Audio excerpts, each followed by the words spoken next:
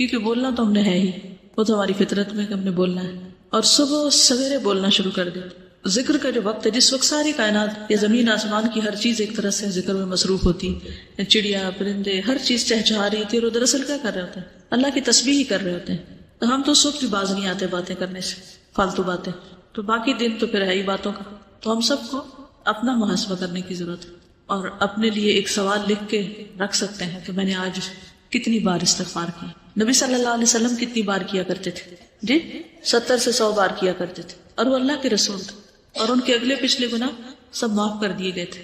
اور ہمارا طرز عمل کیا ہے؟ وجہ یہ ہے کہ ہمیں اپنی غلطیوں کا احساس ہی نہیں ہے، کہ جب احساس ہوتا ہے، ایک تڑپ آتی ہے، ایک پریشانی ہوتی ہے، تو پھر انسان اس کے ازالے کی کوشش کرتا ہے نا۔ مثلا اگر کسی کے جسم میں کوئی بیماری ہو، جیسے کینسر ہوتا ہے، اور اس کو پتہ ہی نہ ہو کہ وہ بیمار ہے، تو کیا وہ علاج کرائے گا؟ نہیں کرے گا، حتیٰ کہ وہ مرض اس کے لیے کیا بن جاتا ہے؟ جان لیوا بن جاتا ہے۔ کیونکہ ہمیں غلطی کا اعتراف کر کے اس کی اصلاح کرنے کی بجائے کس چیز کی عادت ہے؟ اپنے آپ کو جسٹیفائی کرنے کی، کہ جو ہم سوچ رہے ہیں، جو ہم کر رہے ہیں، وہ بالکل ٹھیک ہے۔ ہر چیز کی کوئی نہ کوئی تعویل کر لیتے ہیں۔ تو جب غلطیوں کی تعویل کرتے چلے جائیں گے تو پھر نتیجہ کیا نکلے گا؟ پھر توبہ کی توفیق نہیں ہوگی، توبہ کے لیے شعوری کوشش نہیں ہوگی، اور جب وہ کوشش نہیں ہوگی تو استغفار کہاں سے کریں گے؟ اور پھر وہ کریں گے نہیں تو نام اعمال میں کہاں سے آئے گا؟ اور اگر نہیں آتا تو پھر وہ مبارک کس کے لیے اور خوشخبری کس کے لیے؟ تو ہر چیز دوسرے کے ساتھ ریلیٹڈ ہے نا، ایک عمل دوسرے عمل کے ساتھ ایک چین ہوتی ہے پوری۔ تو جو بخشش مانگتا ہے اور ندامت کے آنسو گرتے ہیں اس کے، اور وہ کہتا ہے کہ اللہ تو مجھے معاف کر دے، تو اس کے لیے اللہ کا پھر وعدہ ہے کہ اللہ اسے معاف کرے گا۔ حدیث میں آتا ہے، رسول اللہ صلی اللہ علیہ وسلم نے فرمایا، شیطان نے اپنے رب عز و جل سے کہا، مجھے تیری عزت اور جلال کی قسم، میں تیرے بندوں کو اس وقت تک گمراہ کرتا رہوں گا جب تک ان کے جسم میں روح رہے گی، یعنی جب تک مر نہیں جاتا بندہ، روح نکل نہیں جاتی، اس وقت تک ابلیس اپنا کام نہیں چھوڑتا، کہتا میں کرتا رہوں گا گمراہ۔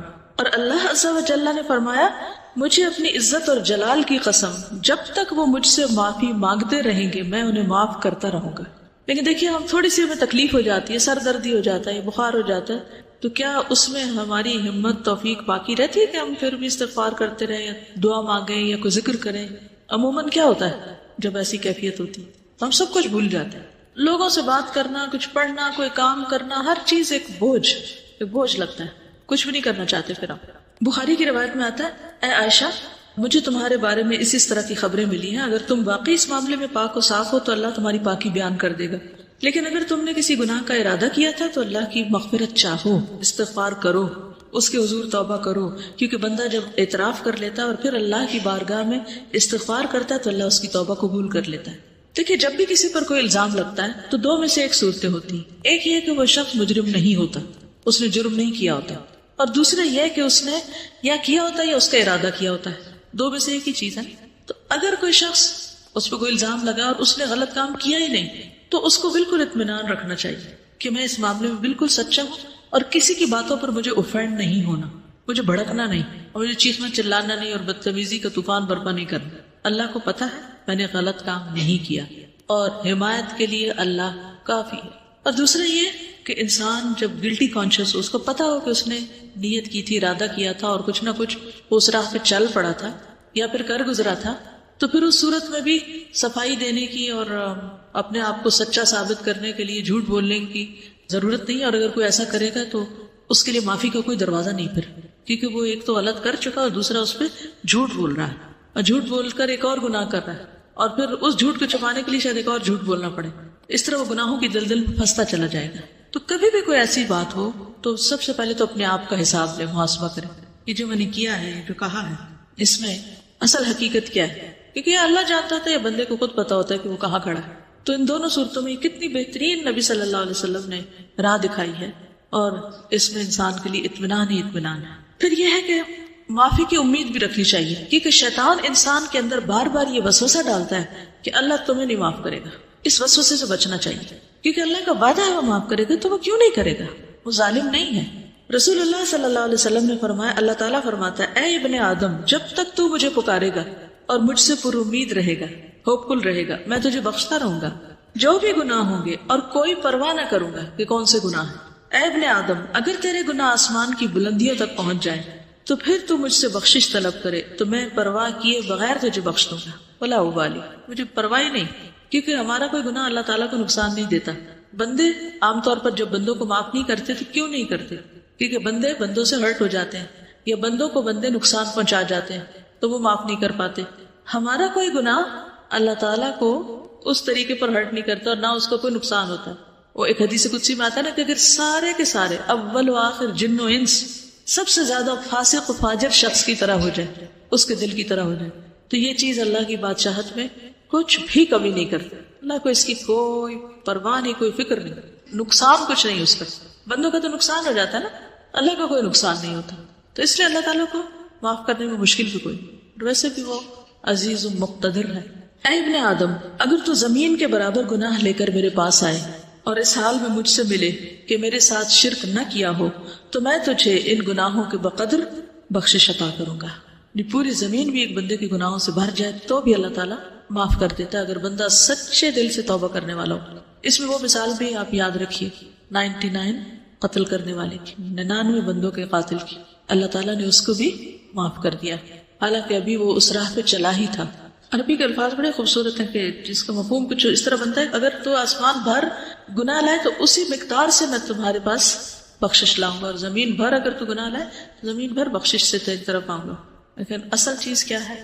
اعتراف، جو سب سے مشکل کام ہے اپنی غلطی کا۔ یہ کہنا کہ آئی واز رانگ، میری غلطی ہے، میں نے غلط کیا، یہ دنیا کا مشکل ترین کام ہے۔ غلطی کرنے کے بعد عموماً ہم یہی کہتے ہیں کہ میں نے غلط، دوسرا بندہ غلط ہے، اس کی غلطی دوسرے کو بلیم کرتے ہیں اور اپنی غلطی بھول جاتے ہیں۔ تو توبہ کے لیے لازمی شرط یہ کہ پہلے بندہ مانے، اقرار کرے کہ ہاں میں نے غلط کیا، ورنہ زبان سے صرف تسبیح لے کے آپ سارا دن 1000 دفعہ کہتے رہے، اگر آپ مان ہی نہیں رہے اپنی غلطی تو کس بات کی معافی مانگ رہے ہیں؟ پھر کس بات کی توبہ کر رہے ہیں؟ کس بات پہ استغفار کہہ رہے ہیں؟ نہ آپ وہ بری عادت چھوڑ رہے ہیں اور نہ ہی آپ اس کا اقرار کر رہے ہیں اور نہ آپ اس پہ شرمندہ ہیں اور نہ آپ کو پورا یقین ہے کہ اللہ اس کو معاف کر دے گا، تو پھر کر کیا رہے ہیں آپ؟ صرف زبان کی ایکسرسائز یا ہاتھوں سے دانے پھینکتے چلے جا رہے ہیں کہ میں استغفار کر رہا ہوں؟ پھر یہ کہ جب انسان اللہ سے پر امید ہوتا ہے اور واقعی یہ یقین رکھتا ہے کہ میرا رب ہے جو مجھے معاف کرے گا یا معاف کر سکتا ہے یا وہ کرتا ہے، ضرور کرتا ہے، تو ایسا شخص پر کبھی مایوس نہیں ہوتا، وہ مایوسی کے قریب نہیں جاتا، ہر حال میں پر امید اور مطمئن رہتا ہے۔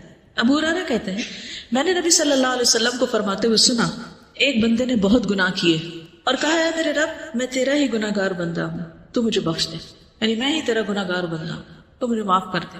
اللہ رب العزت نے فرمایا میرا بندہ جانتا ہے کہ اس کا کوئی رب ہے جو گناہ معاف کرتا ہے اور گناہ کی وجہ سے سزا بھی دیتا ہے، اس کو یہ بھی یقین ہے کہ اگر نہیں معافی ملی تو پکڑ ہو جائے گی۔ تو میں نے اپنے بندے کو بخش دیا، پھر بندہ رکا رہا جتنا اللہ نے چاہا، جتنی اللہ نے اس کو توفیق دی وہ گناہ سے رکا رہا، پھر اس نے گناہ کر لیا اور عرض کیا اے میرے رب میں نے پھر گناہ کر لیا، پھر غلطی ہو گئی، اسے بھی بخش دے۔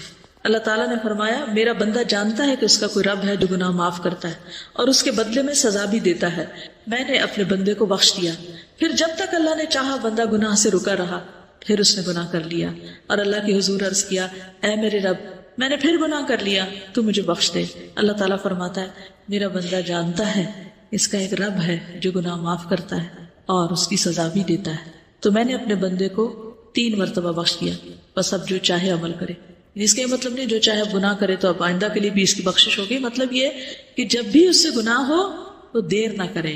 وہ فارسی میں آتا نا 100 بار اگر توبہ شکستی باز آ، 100 بار بھی توبہ ٹوٹ جائے تو بھی باز آ جاؤ، پھر بھی پلٹ آؤ، پھر بھی لوٹ آؤ، کیونکہ وہ رب 100 بار توبہ کرنے والوں کو 100 بار معاف کر دیتا ہے۔ تو اس بات کا یقین کہ اللہ تعالیٰ معاف کر دے گا، اور یہ سراسر اس کے اپنے اختیار میں بھی ہے، یغفر لمن یشاء ویعذب من یشاء۔ رونا کس بات پہ آنا چاہیے کہ اللہ یہ سب تیرا فیصلہ ہوگا، اگر تو نے معاف نہ کیا تو میرے پاس تو کوئی اور دروازہ نہیں کہ میں وہاں جا کے معافی مانگوں، تجھے کو معاف کرنا ہے اور تو معاف کر دے۔ تو اس کے لیے تڑپنا بھی چاہیے، یعنی اس کو کھیل نہیں بنا لینا چونکہ اللہ نے معاف کر دینا اس لیے گناہ کر لو اور کرتے چلے جاؤ، کیا پتا کہ توبہ کی توفیق بھی پھر ہوتی ہے یا نہیں۔ اس امید پہ گناہ نہیں کرنے چاہیے، ہمیشہ اعتراف کی روش پہ چلتے جانا چاہیے۔ نبی صلی اللہ علیہ وسلم نے لوگوں کو استغفار کی ترغیب بھی دلائی ہے متعدد بار۔ مثلاً ایک بار آپ نے فرمایا قسم اس ذات کی جس کے قبضہ قدرت میں میری جان ہے، اگر تم گناہ نہ کرتے تو اللہ تعالیٰ تمہیں لے جاتا اور ایسے لوگوں کو لاتا جو گناہ کرتے پھر معافی مانگتے تو اللہ ان کو معاف کر دیتا، کیونکہ اللہ تعالیٰ کو معاف کرنا پسند ہے، انسانوں کو معاف کرنا پسند نہیں۔ انسان معاف کرنا پسند نہیں کرتے، لیکن اللہ تعالیٰ معاف کرنے سے محبت رکھتا ہے، وہ معاف کرنا چاہتا ہے۔ شرط یہ ہے کہ کوئی شخص واقعی پر معافی مانگے۔ اب آپ دیکھیے کہ غلطی کس سے ہوتی، غلطی کون کرتا ہے؟ عام روزمرہ زندگی میں دیکھیے کون غلطی کرتا ہے؟ جو عمل کرتا ہے، جو کوئی کام کرتا ہے، جو کچھ کرے گا اس سے ہی غلطی ہوگی نا۔ جو کام ہی نہیں کرے گا اس سے کیا غلطی ہونی ہے؟ ویسے برتن کس سے ٹوٹتا ہے؟ جو برتن استعمال کرتا ہے، اور جس نے صرف سجا کے رکھے ہوئے الماری میں، اس سے تو نہیں ٹوٹیں گے، اس کے تو بچے رہیں گے۔ اسی طرح باقی غلطیوں پر بھی آپ نظر ڈالیے۔ انسانوں کے حق میں بھی ہم سے غلطیاں کب ہوتی ہیں؟ جب ہم ان سے تعلق رکھتے ہیں تو پھر ہم سے غلطیاں ہو جاتی ہیں۔ اور اگر ہم تعلق ہی نہ رکھیں کسی سے، مثلا ایک شخص جس وقت سڑک پر جا رہا ہو، اس سے ہماری کوئی ناراضگی ہے؟ ہم نے اس کا کوئی نقصان کیا یا اس کو کوئی دل دکھایا؟ نہیں، کیوں؟ کوئی تعلق ہی نہیں ہمارا اس سے۔ لیکن اپنی بہن سے پوچھئے، اپنی امی سے پوچھئے، اپنے بھائی سے پوچھئے، اپنے ہسبینڈ سے پوچھئے، اپنے بچوں سے پوچھئے، وہ کیا کہیں گے؟ ان کے پاس ہوں گے آپ کے لیے شکایتیں آپ کے خلاف، یا آپ سے کبھی نہ کبھی ہرٹ ہوئے ہوں گے۔ کیوں؟ کیا وجہ؟ کیونکہ ان سے تعلق ہے آپ کا۔ تو اللہ تعالیٰ کو کیسے بندے پسند ہیں؟ وہ جو کسی سے تعلق نہ رکھے اور سب سے کٹ کے ایک طرف بیٹھ جائے اور کوئی غلطی نہ کرے، نہ کسی کو ہرٹ کرے، نہ کسی سے کوئی معاملہ کرے، ہاں؟ وہ پسند ہے۔ کون لوگ زیادہ بہتر ہیں؟ جو لوگوں سے ملتے جلتے رہے اور ان کی طرف سے پہنچنے والی تکلیفوں پر درگزر کریں، وہ زیادہ بہتر ہے بنسبت اس کے کہ نہ وہ کسی سے بات کرے نہ کسی کو ہرٹ کرے۔ تو جب آپ کسی سے معاملہ کریں گے تو ایک دوسرے کی کوئی بات بری بھی لگ جائے گی۔ اچھا، انسانی نفس بڑا عجیب ہے، بعض اوقات بلا وجہ کسی کی بات بری لگ جاتی ہے، اور بعض اوقات کسی کی بڑی بڑی بات کی پرواہ نہیں ہوتی ہے نا ایسے۔ تو پھر تو ہم نے اپنے آپ کو بھی نہیں سمجھا، ہم خود بھی کسی ایک چیز پر نہیں، ہم تو اپنے لیے بھی معمہ ہیں، تو دوسروں کے لیے تو ہے ہی ہے۔ تو اس لیے کبھی کوئی ہمارے بارے میں مس انڈرسٹینڈ کر جائے تو اس کو ایشو نہ بنائے، ٹھیک ہے؟ تو ایزی رہیں گے، ہین لین سہل قریب۔ تو ایزی رہنے میں آسانی یہ ہے کہ پھر انسان نہ دوسروں پہ بوجھ ہوتا ہے اور نہ دوسرے اس پہ بوجھ ہوتے ہیں۔ کسی کو ٹکر لگ جائے، کسی کی کچھ خرابی ہو جائے تو سوری کر لیں، بات ختم، اور چلتے چلے جائیں، آگے بڑھتے جائیں، ورنہ اس کے علاوہ کوئی چارہ نہیں اور کوئی طریقہ نہیں کہ آپ زندگی میں پروگرس کر سکیں۔ آگے بڑھنے کے لیے معاف کرنا ہی پڑے گا، بھولنا ہی پڑے گا۔ دوسروں کی غلطیاں ایسی چیز نہیں ہوتی کہ جن کو آپ یاد رکھیں، ٹھیک ہے نا؟ یہ یاد رکھنے کی چیزیں نہیں ہیں، لیکن عموماً ہم یاد رکھنے والی چیزیں تو بھول جاتے ہیں، ان میں تو ہمارا حافظہ خراب ہے، اور جو یاد نہیں رکھنا چاہیے وہ ہم بھولتے نہیں، کیونکہ ہم بھولنے دیتے نہیں، ان کی گرہ باندھ کے رکھتے۔ تو اگر آپ کو بہت ہی شوق ہے کچھ یاد رکھنے کا تو کوئی اچھی چیزیں یاد رکھ لیں، تو خود بھی خوش رہیں گے، دوسروں کو بھی خوش رکھیں گے۔ اسی لیے ہمیں کچھ ڈھنگ کی چیزیں یاد ہی نہیں رہتی، کیونکہ ہمارا دماغ کس میں الجھا رہتا ہے۔ ویسے کتاب آپ کے آگے رکھی ہوئی ہے، صبح ٹیسٹ بھی ہے اور آپ کو سبق یاد نہیں ہو رہا، کیا وجہ ہے؟ پوچھا کرے رک کر، کیا مسئلہ کیا ہے، کیوں ایسا ہو رہا میرے ساتھ؟ تو کوئی نہ کوئی الجھن ہوگی آپ کے دماغ میں جو اتنی آپ کو الجھائے ہوئے ہوگی کہ آپ کی نظریں بھی الفاظ پہ نہیں ٹک رہی ہوں گی۔ تو کرنا کیا چاہیے ایسے میں جب آپ کو کوئی چیز اتنا زیادہ ڈسٹرب کر دے؟ پھر ہوتے جانا چاہیے۔ کیا کریں گے؟ اس شخص کو جس نے 99 قتل کیے تھے اسے کیا سجیسٹ کیا تھا؟ جگہ تبدیل کر لو جی، نیک لوگوں کی بستی میں چلے جاؤ۔ تو ہم کیا کر سکتے ہیں؟ نہیں پڑھی جا رہی نا بات، تو آپ اس وقت بند کر دیں کتاب، اٹھ کے کچھ اور کرنے چلے جائیں، 5 منٹ لے لیں، 10 لے لیں، کچھ اور کام کر لیں۔ اتنا میں خوب دماغ خالی سوچ بھی لے گا، اور جو کچھ اس میں آ رہا ہے اس الجھاؤ کا کوئی سلجھاؤ ہو بھی جائے گا، اور پھر واپس پلٹ آئیں، پھر آ کے فریش کام شروع کر دیں۔ یہ اس وقت کوئی ایسا کام لے لیں کہ جس میں بہت زیادہ آپ کو ذہنی یکسوئی نہ چاہیے، تھوڑے سے اڑ جائیں وہاں سے، اس جگہ کو چھوڑ دیں۔ غصے کا بھی علاج کیا ہے؟ جگہ چھوڑ دیں، پوزیشن بدل لیں بیسیکلی۔ تو ان چیزوں کا بھی علاج یہی ہے کہ آپ ہٹ جائیں وہاں سے۔ پھر اللہ سبحانہ وتعالیٰ قرآن پاک میں فرماتے ہیں افلا یتوبون الی اللہ ویستغفرونہ، کیا وہ اللہ سے توبہ نہیں کریں گے، استغفار نہیں کریں گے؟ واللہ غفور الرحیم، اور اللہ غفور الرحیم ہے۔ نبی صلی اللہ علیہ وسلم کو حکم دیا گیا واستغفر اللہ ان اللہ کان غفور الرحیم، اور اللہ سے بخشش طلب کیجیے، اللہ تعالیٰ یقیناً بہت بخشنے والا، رحم فرمانے والا ہے۔ سب لوگوں کو حکم دیا گیا توبوا الی اللہ جميعا، اور وان استغفروا ربکم ثم توبوا الیہ۔ سورۃ ہود میں ہود علیہ السلام نے اپنی قوم کو کہا تھا کہ اپنے پروردگار سے معافی مانگو اور اس کے حضور توبہ کرو۔ پھر نوح علیہ السلام نے بھی کہا فقلت استغفروا ربکم انہ کان غفارا یرسل السماء علیکم مدرارا۔ ہود علیہ السلام نے کہا وَيَا قَوْمِ اسْتَغْفِرُوا رَبَّكُمْ ثُمَّ تُوبُوا إِلَيْهِ۔ شعیب علیہ السلام نے کہا وَاسْتَغْفِرُوا رَبَّكُمْ ثُمَّ تُوبُوا إِلَيْهِ۔ نبی صلی اللہ علیہ وسلم نے اپنی قوم کو استغفار سکھائی، نہیں اپنے لوگوں کو۔ نبی صلی اللہ علیہ وسلم کے پاس جب کوئی آ کے یہ کہتا ہے یا رسول اللہ صلی اللہ علیہ وسلم جب میں اپنے پروردگار سے دعا کروں تو کیا کہا کروں؟ تو آپ نے فرمایا کہو اللہم اغفر لی وارحمنی واہدنی وارزقنی، اے اللہ مجھے معاف کر دے، مجھ پر رحم فرما، مجھے ہدایت دے، مجھے رزق دے۔ اس کے بعد آپ نے انگوٹھے کو نکال کر باقی 4 انگلیوں کو بند کر کے فرمایا یہ 4 چیزیں دنیا اور آخرت دونوں کی جامع ہیں، یعنی جس کو یہ 4 چیزیں مل گئی اس کو دنیا آخرت سب کچھ مل گیا۔ 2 سجدوں کے بیچ میں ہم یہ دعا پڑھتے ہیں، ٹھیک ہے؟ تو تھوڑا شعوری طور پر پڑھنے کی کوشش کریں کیونکہ اس میں دنیا اور آخرت کی بھلائیاں ہیں اس دعا میں۔ اور ویسے بھی دعا کرتے وقت اگر انسان استغفار کرتا ہے تو ایک طرح سے پہلے اس کے گناہ دھل جاتے ہیں، پھر اس کے بعد اللہ کا قرب مانگتا ہے، اللہ کی محبت مانگتا ہے، باقی چیزیں مانگتا ہے۔ تو یہ ایسے ہی ہے کہ جیسے انسان پہلے نہائے دھوئے پھر خوشبو لگائے، ٹھیک ہے؟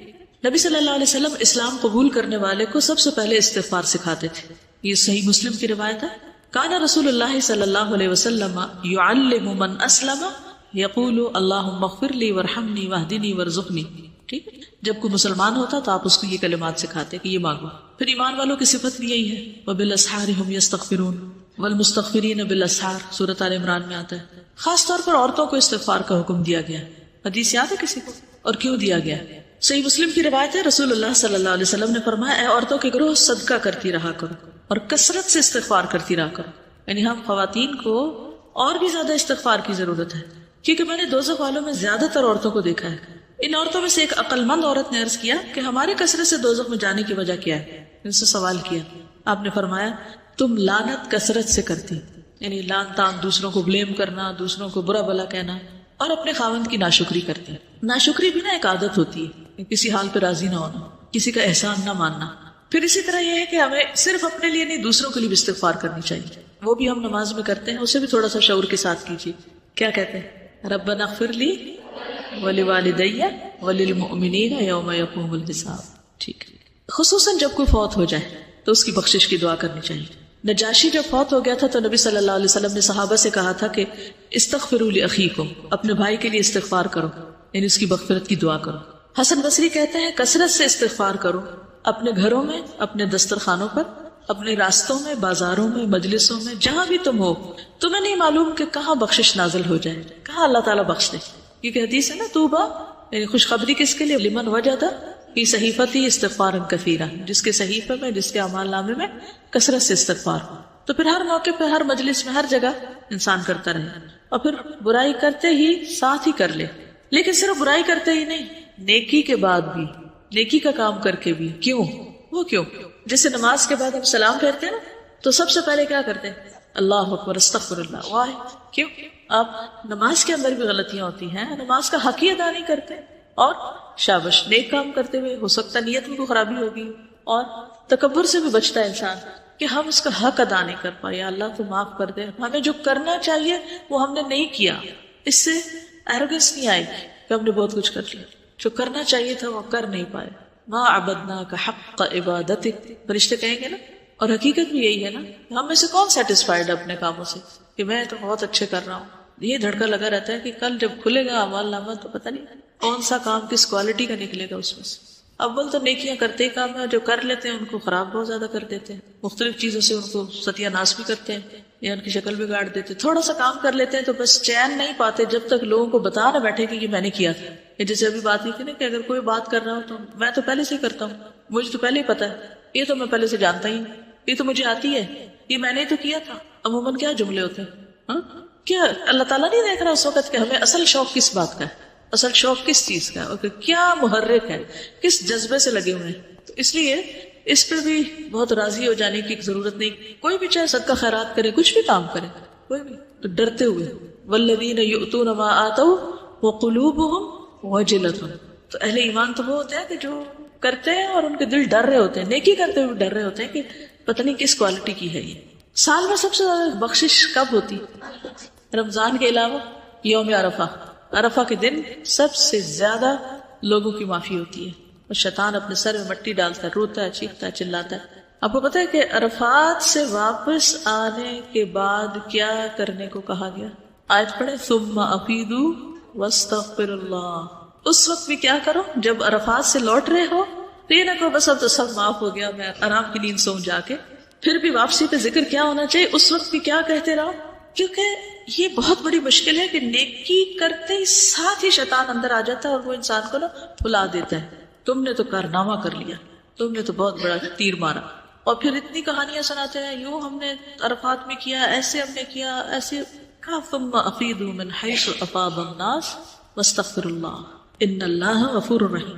اگر کوئی بھی نیک عمل کر کے یہ احساس باقی رہے تو پھر تکبر کا سوال ہی نہ ہے کہ انسان نیکیوں پہ کوئی اپنے آپ کو بڑی چیز سمجھنے لگے.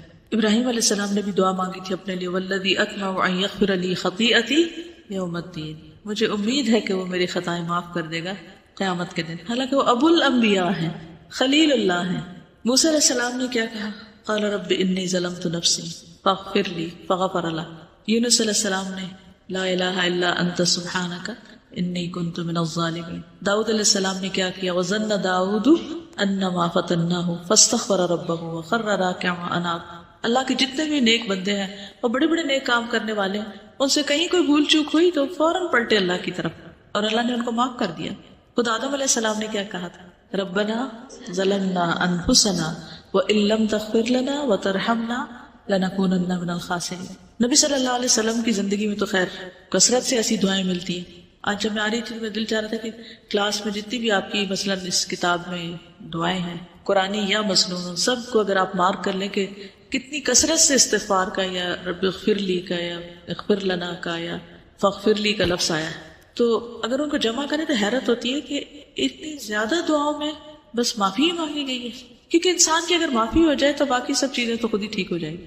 عمران بن حسین کہتے ہیں کہ نبی صلی اللہ علیہ وسلم کی اکثر دعا یہ ہوتی تھی، اللہم اغفر لی ما اخطأت وما تعمدت وما اسررت وما اعلنت وما جہلت وما تعمدت. اے اللہ میرے ان گناہوں کو معاف فرما جو میں نے غلطی سے کیے یا جان بوجھ کے کیے، چھپ کر کیے، اعلانیہ طور پر کیے، نادانی میں کیے یا جانتے بوجھتے ہوئے کیے. یعنی گناہوں کی بھی قسمیں ہیں نا، کوئی کسی طرح ہو جاتا ہے، کوئی کسی طرح، کوئی کسی طرح. پھر سونے سے پہلے نبی صلی اللہ علیہ وسلم جب بستر پر جاتے، حدیث میں آتا ہے جب آپ تشریف لاتے تو جب لیٹتے، اذا اخذ مضجعه من اللیل فقال بسم اللہ ودعت جنبی اللہم اغفر لی ذنبی واخسأ شیطانی وفک رہانی وجعل لی فی الندی الاعلی. اے اللہ تو میرے گناہ بخش دے، میرے شیطان کو ذلیل کر، میری قید کو کھول دے، اور مجھے اعلیٰ و عرفہ مجلس کا ہم نشین کر دے. اعلیٰ و عرفہ مجلس کون سی ہے؟ فرشتے، صالحین وغیرہ.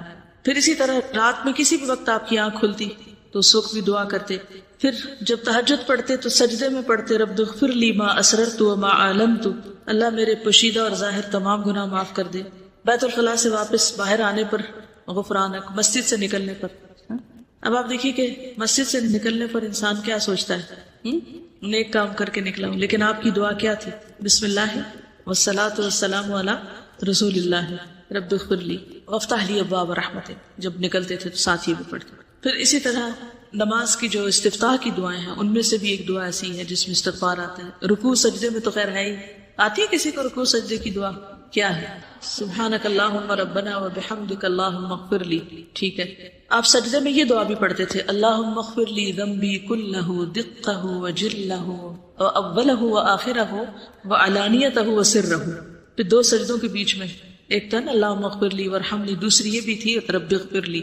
یعنی وہ پڑھنے کے بعد اگر آپ یہ بھی ایڈ کرنا چاہیں تو کر سکتے ہیں. کیونکہ اس دفعہ رمضان میں جب کافی دیر بیٹھے رہتے تھے تو میں سوچتی کہ اچھا 3 دفعہ شاید یہ دعا پڑھ لیں، 5 دفعہ پڑھ لیں، اس کے علاوہ کیا ہوگا، یعنی اور کیا ہوگا جو یہاں پڑھا جا سکتا ہے. تو نبی صلی اللہ علیہ وسلم کثرت سے رب اغفر لی پڑھتے.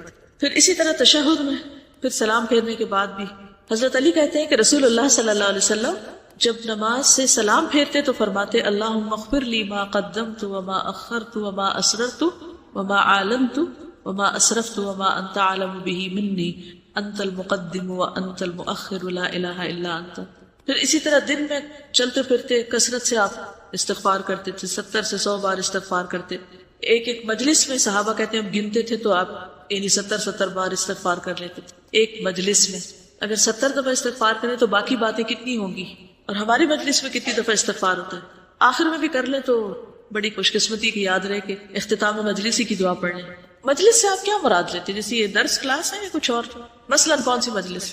کوئی بھی گیدرنگ، فرینڈس کی گیدرنگ، فیملی گیدرنگ، شادی کے موقع پر، پارٹی میں، گھر میں، اپنے روم میں، ٹیلی فون پہ، ہاں کوئی بھی گروپ ورک جب کر رہے ہوتے ہیں. اصل میں ہم کہتے تھے ہم سنت کے بڑے پیروکار ہیں، لیکن حقیقت میں روح نہیں پائی ہم نے کہ ہمارے اندر بھی وہ کچھ چیزیں آ جائیں. پھر ہم یہ کہتے ہیں نہیں وہ تو نبی صلی اللہ علیہ وسلم کے لیے خاص تھی. ٹھیک ہے آپ سے بڑھ کر کسی نے کوئی بڑا کام نہیں کیا، لیکن آپ کے لیے کیا صورت اتری؟ اذا جاء نصر اللہ والفتح ورأیت الناس يدخلون فی دین اللہ افواجا فسبح بحمد ربک واستغفرہ انہ کان توابا. اس کے بعد آپ نے خاص طور پر اور کثرت سے استغفار شروع کر دی. اتنی بڑی اچیومنٹ کے بعد، مشن مکمل ہو گیا اس کے بعد، تو ٹھیک ہے وہ اگر 100 بار کرتے تھے یا 70 بار تو ہمیں کم از کم کتنی بار کر لینی چاہیے؟ یا ہمیں ضرورت نہیں؟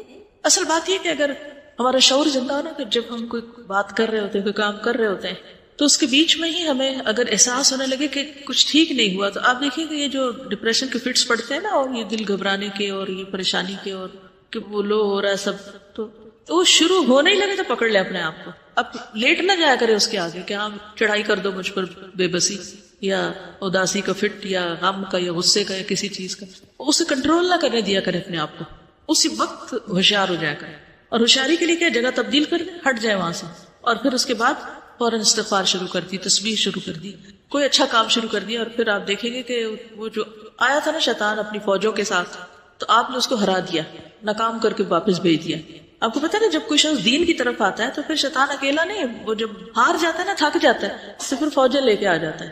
آپ نے دیکھا ہوگا جو بچے قرآن حفظ کر رہے ہوتے ہیں ان کو کتنی مشکل ہوتی ہے بیچ میں، اگر آپ میں سے کچھ لوگوں نے کیا ہو، کیونکہ ان کے اوپر زیادہ اٹیک ہوتا ہے، زیادہ اگریسو ہو جاتے ہیں بعض اوقات کہ اس کو تو میں کسی طرح پکڑوں، اس کو تو اغوا کروں. تو اگر کسی کے دروازے پر فوج کھڑی ہوئی اغوا کرنے کے لیے اس کو، تو وہ کیا کرے گا؟ کسی سے مدد لے گا؟ چھپے گا؟ بچے گا؟ ہاں، مشکل یہ نا کہ نظر نہیں آتی نا یہ فوجیں، لوگ تو ہمیں نظر آ جاتے ہیں تو ہم فوراً دفاع کے لیے کچھ سوچتے ہیں. شیطانی فوجیں نظر نہیں آتی، اس لیے سوچتے بھی نہیں. پھر تو وہ چیزیں محسوس ہوتی ہیں انسان کو، تو اپنے محسوسات پہ نظر رکھا کریں. وہ جو عام طور پر ایک کوشچن لکھا ہوتا ہے نا مختلف سوشل میڈیا وغیرہ کے اوپر کہ واٹس آن یور مائنڈ، کہ کیا سوچ رہے ہو تم اس وقت، تو یہاں لکھ دو، پوری دنیا میں نشر کرو کہ کیا سوچ رہے ہیں. اور آپ پھر دیکھیں کہ لوگ کیا کیا لکھتے ہیں نا، کہ کیا سوچ رہے ہیں، ان کے ذہن میں کیا ہے. اور میں سوچتی ہوں کہ کس قدر لوگ بے وقوف بنائے جاتے ہیں نا، کہ اب کچھ بالکل آپ کی پرائیویٹ فیلنگز ہوتی ہیں، اور جب آپ اس کو لکھ کے دنیا میں نشر کرتے ہیں، یا آپ کی خاص طور پر کچھ چیزیں ایسی ہوتی ہیں کہ جو صرف آپ کے لیے ہوتی ہے نا، ان کو پبلک کرنا درست نہیں ہوتا، لیکن ہم بے سوچے سمجھے اپنی ہر چیز کو پبلک کر دیتے ہیں. تو نقصان کیا ہوتا ہے؟ پھر اس کے ٹریپ میں آ جاتے ہیں. یہ بھی پھندے ہیں اصل میں، کیونکہ پھر انسان اس سے پھر نکلے کیسے؟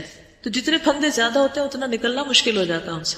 ایک دن میں کتنی بار استغفار کیجیے. ایک بار میں نے کسی کا لیکچر سنا تھا پیس ٹی وی پہ شاید، تو وہ لیکچر دیتے ہوئے تھوڑی دیر بعد گھڑی کی طرف دیکھتے تھے، اور جب انہوں نے کئی بار ایسا کر لیا تو پھر انہوں نے بتایا کہ میں ایسا کیوں کر رہا ہوں. وہ کہتے تھے کہ میں ہر 15 منٹ کے بعد استغفار کرتا ہوں. اگر میں 18 گھنٹے بھی مطلب جاگ رہا ہوں تو ہر گھنٹے میں 4 بار کرنے سے 72 ٹائمز استغفار ہو جائے گا. Very good. کتنی اچھی ٹپ ہے نا کہ ہر 15 منٹ بعد اگر ہم استغفار کا اپنے ساتھ باندھ لیں. گھڑی تو ہم دیکھتے ہی رہتے ہیں، کچھ لوگ تو خبط ہوتا ہے وہ گھڑی دیکھنے کا، تو اس کے ساتھ اگر یہ باندھ لیں تو دن میں کم از کم ایک سنت تو پوری ہو. ابھی آپ نے بتایا نا کہ جیسے دوسروں کے لیے استغفار کریں، تو میں ایک ٹپ شیئر کرنا چاہوں گی جس کے اوپر میں نے عمل کیا تو مجھے اتنا فائدہ ہوا کہ جب آپ کی کوئی نیگیٹو فیلنگ آتی ہے اور ڈپریشن کا وہ ایک فیز آنا شروع ہوتا ہے، اور زیادہ تر ایسا ہوتا ہے کسی نے کچھ کیا ہوتا ہے تو تب زیادہ آپ ڈپریشن میں جاتے ہیں. ایک بک میں نے پڑھا تھا کہ اس وقت آپ اس شخص کے لیے استغفار کریں جو بہت مشکل ہوتا ہے، اور اگر آپ شعوری طور پہ کہنے کہ اللہم اغفر لہ وارحمہ، چند سیکنڈز میں نا وہ خیال چلا جاتا ہے آپ کے ذہن سے، اور پھر آپ بالکل ریلیکس ہو جاتے ہیں، بالکل نارمل ہو جاتے ہیں. وہ شخص آپ کے پہلے ساتھ بیٹھا ہوتا ہے اور آپ سے اس کو اریٹیشن ہو رہی ہوتی ہے، اور اسی شخص سے پھر آپ لاشعوری طور پہ خیر خائی کر جاتے ہیں، اور بعد میں آپ کو یاد آتا ہے کہ یہ کیوں میں نے کیا، تو وہ پیچھے وہ استغفار جو آپ نے کیا ہوتا ہے. اور دوسرے کے لیے آپ اسی وقت کر سکتے ہیں نا استغفار جب آپ نے اس کو واقعی خود بھی معاف کر دیا، ورنہ تو آپ اللہ سے بھی اس کے لیے بخشش نہیں مانگیں گے. پھر اسی طرح آپ دیکھیے کہ سواری پہ بیٹھتے ہوئے اور پھر دنیا سے رخصت ہوتے ہوئے حضرت عائشہ کہتی ہیں کہ رسول اللہ صلی اللہ علیہ وسلم وفات سے کچھ پہلے آپ پر پشت کا سہارا لیے ہوئے تھے. آپ نے کان لگا کے سنا، آپ دعا کر رہے ہیں اللہم اغفر لی وارحمنی والحقنی بالرفیق الاعلی، اے اللہ مجھے بخش دے، مجھ پہ رحم کر اور مجھے رفیق اعلیٰ سے ملا.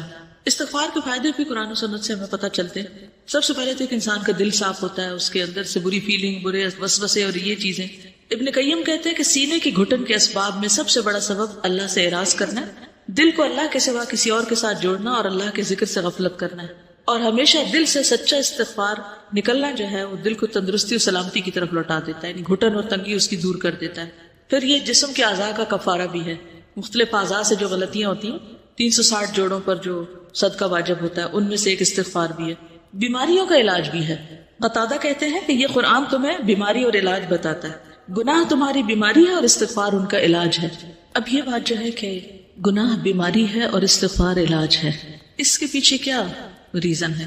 ایک تو یہ کہ دل کی بیماری، روحانی بیماری کہہ سکتے ہیں آپ، لیکن عام جو ہمیں جسمانی بیماریاں بھی ہوتی ہیں ان کے پیچھے بھی گناہ ہوتے ہیں. تو اللہ تعالیٰ بیماریوں کے ذریعے انسان کو ایک طرح سے پاک بھی کرتا ہے. تو بیماریوں کے علاج میں استغفار بھی شامل کر لینا چاہیے، چاہے وہ روحانی بیماریاں ہوں چاہے وہ جسمانی بیماریاں ہوں. کیونکہ نوح علیہ السلام نے جو اپنی قوم کو کہا تھا نا کہ استغفار کرو، تو اللہ تعالیٰ تمہیں کیا کچھ عطا کرے گا؟ بارشیں برسائے گا، باغ اگائے گا، اولاد دے گا اور مال دے گا. تو دنیا کی جو نعمتیں ہیں جن میں ایک صحت بھی ایک ہے، تو اس کے لیے بھی استغفار فائدہ مند ہے. امام ذہبی کہتے ہیں کہ بیماری کا علاج کثرت کے ساتھ سحری کے وقت استغفار کرنا اور سچی توبہ کرنا ہے. کیونکہ بہت سی جسمانی بیماریوں کا تعلق انسان کی روح کے ساتھ بھی ہوتا ہے، اس کی سوچ کے ساتھ بھی ہوتا ہے. پھر آپ دیکھیے کہ نبی صلی اللہ علیہ وسلم نے جو اپنے بارے میں فرمایا تھا نا کہ میرے دل پر پردہ سا آ جاتا ہے، غبار سا آ جاتا ہے، اس وجہ سے میں ایک دن میں 100 مرتبہ اللہ سے استغفار کرتا ہوں. اب علماء کہتے ہیں کہ آپ نے جو غین کا لفظ استعمال کیا نا، الغان یا غین، اس کا معنی ہوتا ہے وہ غفلت جو اللہ کے ذکر پر مداومت کی کمی سے ہوتی ہے. یعنی اللہ کے ذکر میں کمی اگر کسی وجہ سے ہو جائے، کئی وجوہات ہوتی ہیں. مثلا کیا وجہ ہوتی ہے ذکر میں کمی کی؟ خواتین کے لیے تو معقول وجہ ہے، معروف وجہ ہے، جب نماز نہیں پڑھتے تو خود بخود بہت سی چیزوں میں کمی آ جاتی ہے، دین کا نقصان ہوتا ہے. اسی طرح بعض کام انسان کو اپنے اندر اتنا مشغول کر لیتے ہیں. مثلا مرد حضرات جو مثلا مارکیٹ میں کھڑے ہیں، ان کو اپنی بزنس ڈیلز کرنی ہے، ادھر کی بات ادھر کی، صبح سے دوپہر تک وہ اپنے کام میں لگے ہوئے ہیں، تو اب ذکر کے لیے وقت نہیں پا رہے. بھاگے دوڑے نماز پڑھی، پھر دوبارہ جا کے اپنے کام میں لگ گئے. کچھ کام ایسے ہوتے ہیں جو پیورلی دنیا کے ہوتے ہیں اور اس میں آپ کو فلی کنسنٹریٹ کرنا پڑتا ہے، تو اس وقت آپ ساتھ ساتھ کوئی ذکر نہیں کر سکتے. تو کیا ہوتا ہے؟ آپ کی بیٹری لو ہو جاتی ہے، قدرتی طور پہ لو ہو جاتی ہے. نماز سے وہ ریچارج ہوتی ہے، لیکن اس کے علاوہ بھی جو استغفار ہے وہ اس غبار کو، اس میل کو، اس پردے کو ہٹانے یا دھونے کا کام دیتا ہے. پھر اسی طرح غیبت کا کفارہ بھی ہے.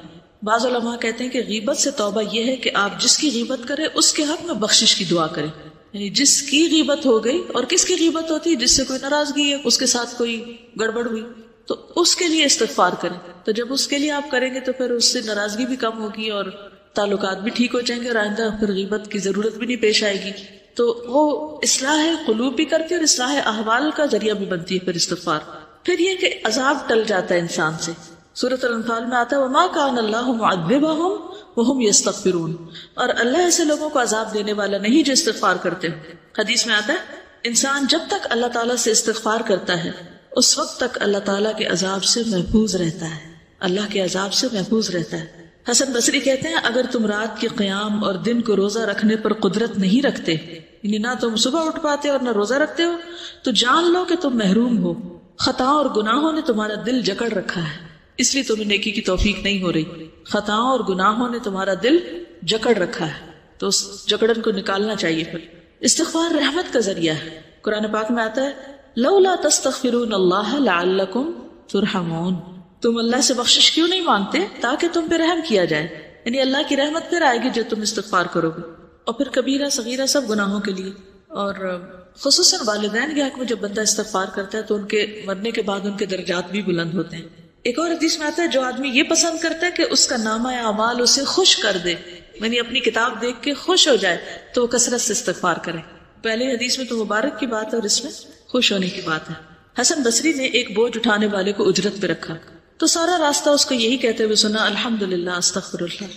تو حسن بصری نے اس کو کہا کیا بات ہے تم اس کے علاوہ کوئی اور کلام نہیں پڑھتے، یعنی یہی پڑھے جا رہے ہو؟ تو اس نے کہا میں نے آدھا قرآن یاد کر لیا ہے اور مجھے یہی پتا چلا کہ بندہ دو ہی حالات کے درمیان میں ہوتا ہے، یا تو اللہ کی طرف سے اسے کوئی نعمت ملتی ہے تو اس پہ شکر واجب ہوتا ہے، یا گناہ ہوتا ہے تو اس پر استغفار واجب ہوتی ہے. اس لیے میں ہمیشہ یہی کہتا رہتا ہوں. حسن بصری نے خود سے کہا اے حسن تجھ سے تو یہ بوجھ اٹھانے والا زیادہ سمجھدار ہے، یعنی اس کو یہ حکمت کی بات پتہ چل گئی. اب انشاءاللہ تعالیٰ میں چاہوں گی کہ کچھ دعائیں جو ہیں استغفار کی ان کو اکٹھا کر لیا جائے اور کوشش کی جائے کہ اگر ہر روز پڑھ سکیں یا کم از کم ہفتے میں ایک دفعہ